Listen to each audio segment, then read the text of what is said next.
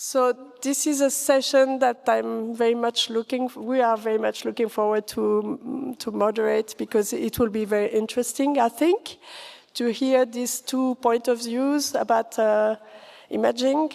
Is it really useful or not?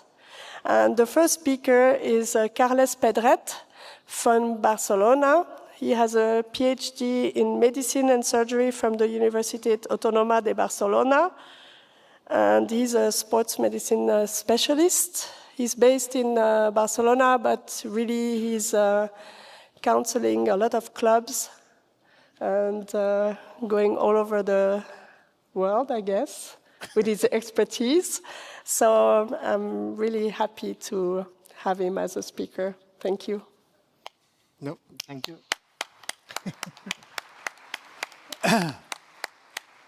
Okay. First of all, thank you very much to the organizers for having me here. It's always a pleasure to come to Switzerland. Okay, this session is called Overdiagnosis, which is, I think, probably the first mistake to speak about that, because it's not about overdiagnosis, it's about diagnosis, okay? And I have to say that imaging plays a key role in the diagnosis, so I don't know how to continue with the session, because obviously imaging has a key role in the diagnosis. But this is not up to now, so if we look a little bit far away, and this is 20 years now, we have a very good paper, probably one of the first really, really important in sports medicine, which talk about the real objective criteria for a safe return to play, okay? And this was 20 years. And they said that the most reliable and the most scientific criteria that we have was flexibility and strength test, imaging test, field test, and risk factors control, okay? So that implies a lot of things. But if you look, now, 20 years after that, we still need the same criteria. But we have better devices, we have better knowledge, we have better machines, we have better everything. GPS data, we have improved a lot, but the criteria are exactly the same. Okay, so when people ask me in conferences or in speeches how to treat those very weird myotendinous junction injuries, the first thing is that I think that the word trait is too invasive for me. So we're just managers for everything, okay? So I have several talks during the Congress, and I will try to connect one to each other. So we are managers of injuries, okay? And how to manage a muscle injury or a myotendinous junction injury? The first important thing, and this is crucial because without this we cannot do anything else, is to have a diagnosis. And to have a diagnosis, I mean a very fast and accurate diagnosis. Okay? When? If it's possible, in 48, 72 hours or less. Because we cannot treat what we don't know. So that's very important. Okay? So what for we need a diagnosis? If we speak of myotendinous junction injury, we need a diagnosis because it's not enough to say it's a grade 3 hamstring tear. So that is the same of saying nothing. Okay, so what we really need to know and to understand is the exact muscle affected, which is the injury type that we have, which is the exact location of that injury, and which is the structure affected in that muscle group. Okay, and for this, we don't have any other possibilities that go to the image, at last in the first time. So obviously we have a clinical exploration, but we need either an MRI scan, preferable, or an ultrasound scan, because I don't think that anyone just making a hand in position can say exactly which affected muscle it is, what injury type. So when I see in some articles things like, does the initial diagnosis condition the design of the return to play? Yeah, that's a nonsense question. Of course it does. if you don't have a diagnosis, you cannot make a prognosis of that injury. And thus, imaging conditions the return to play time. That's for sure, because if we don't have imaging in the beginning, we don't have a proper diagnosis that we need. So I think that for sure, we need that imaging in the initial diagnosis. But after that, it enters the eternal, I cannot understand why it is eternal, debate of imaging versus no imaging.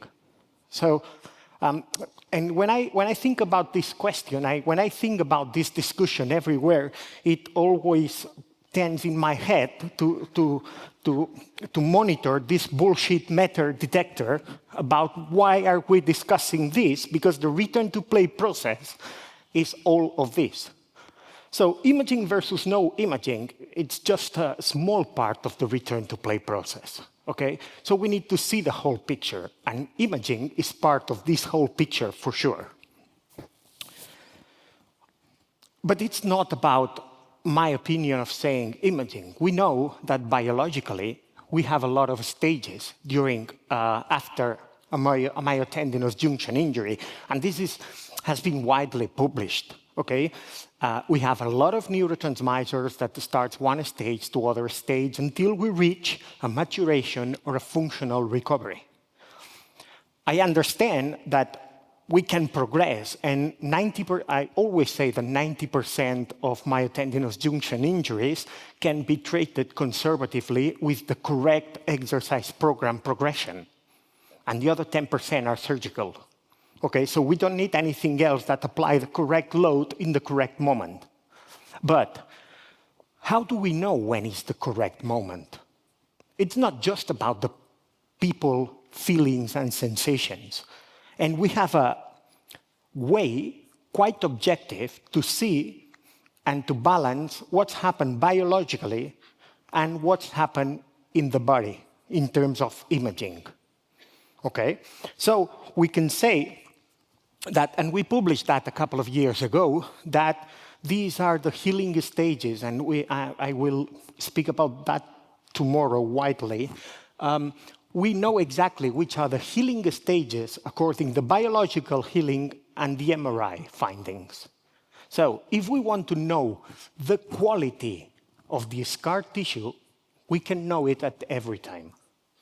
That's why I feel that the MRI scan or imaging is also key.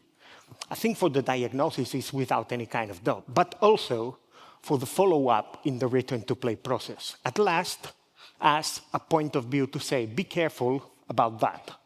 Okay? You are applying a load and the tissue is not supporting that load correctly. We can say that. Then we just need to adapt whatever we are doing or just continue. But it is information. And information in the return to play process is key.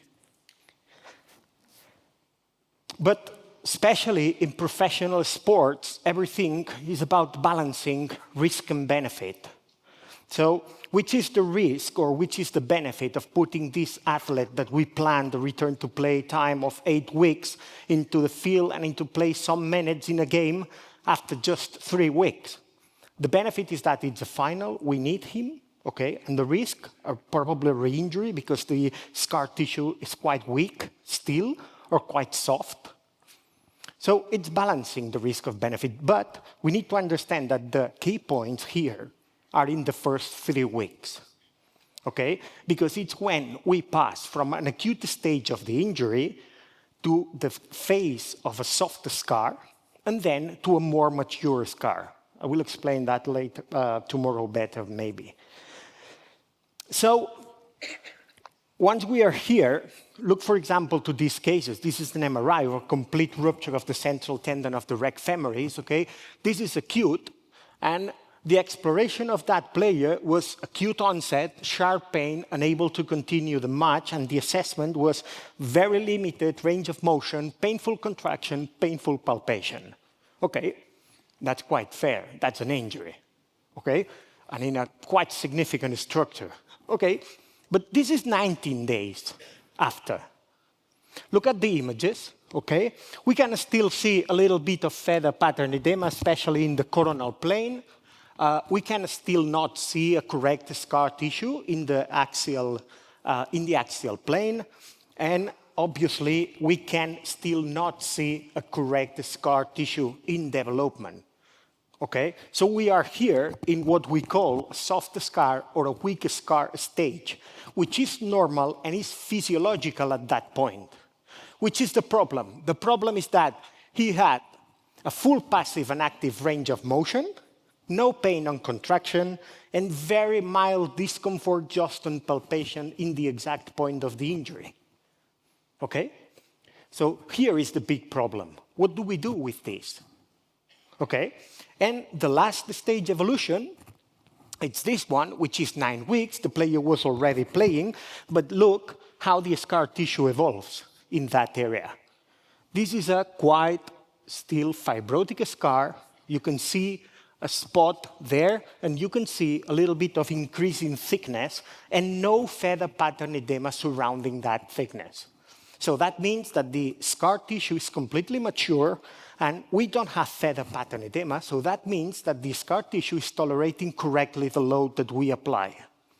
For me, this is very useful information. Because here we have the problem, and I will put this slide also tomorrow. So if we think about clinical improvement, biological, and imaging, more or less, we could set something like that, okay? This is the biology and the histology line after a myotendinous injury, okay? This is what really happens inside the body, okay? This is what imaging tells us. It's a little bit slower, so it's very close to these biological stages in the initial stages, which is very important. But in the last stages, it's a little bit slower to improve than the biology itself. But the big problem comes with the clinical aspects that improve very, very, very soon, but they are not according to what happens clinically.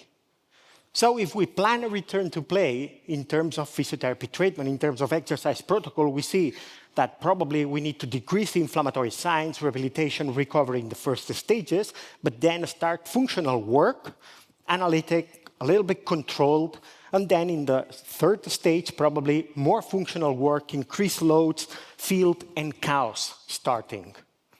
That's quite fair, because if you see the red, the green, and the blue line are more or less quite close in that last stage. But let's see, for example, what's normally happening, because this is ideal. So improving time, we have the clinical, but here we can interfere in a lot of ways.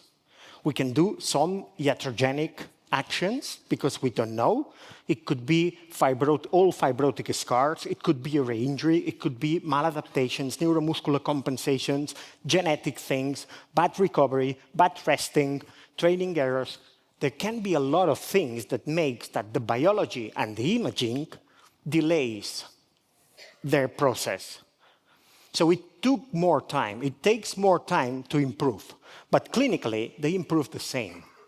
So what happens? We continue with the same protocol, decrease inflammatory, starting functional work, analytical, controlled. But look here, when we start increasing loads, because he feels perfectly, and it's the stage where we need to do that, the biological and the imaging are quite far away. So we enter in a especially high risk of re-injury. So that's why I say that imaging is also key, not only for the diagnosis, but also for the prognosis. But it's not the mandatory thing that we need to do. Of course, there are a lot of other things, clinical aspects, there are a lot of things, GPS data. We need to have all this information and decide every time what's best for the player we are treating, okay? But it's not about bye-bye MRI. I think that MRI is more live than any time, I think, in my opinion. Okay, thank you very much.